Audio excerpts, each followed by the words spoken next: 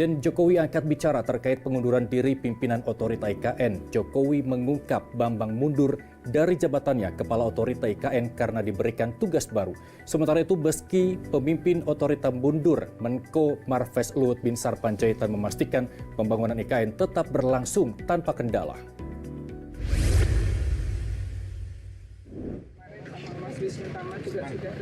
Presiden Joko Widodo akhirnya buka suara terkait mundurnya dua pimpinan Otorita IKN.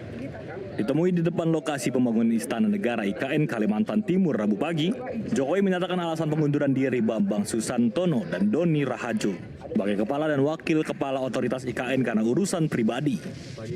Jokowi juga mengungkap memberi tugas baru untuk Bambang sebagai utusan khusus kerjasama internasional untuk IKN.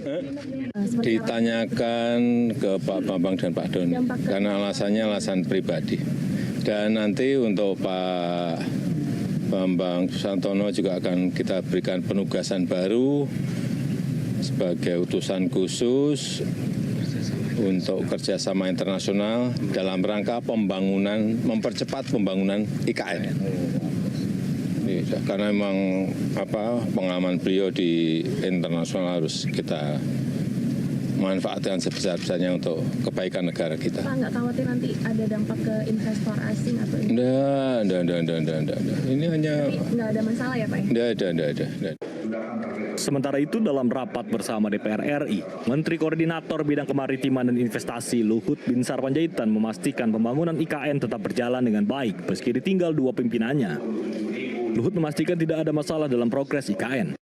Ia juga memuji pemilihan Basuki Hadi Mulyono sebagai pelaksana tugas Kepala Otorita IKN yang baru. Bapak Ibu sekalian, mengenai direktif dan penugasan dari Presiden ke kami, saya kira bisa dilihat di slide ini, ya, sangat banyak, termasuk tadi menyangkut task force mengenai IKN. IKN itu tidak ada masalah. Yang masalah yang jadi pimpinannya. Jadi kalau orang belian tidak ada investasi, pembangunan, semua jalan. Ya ada yang lambat sana sini, ya biasalah itu. Tidak ada isu.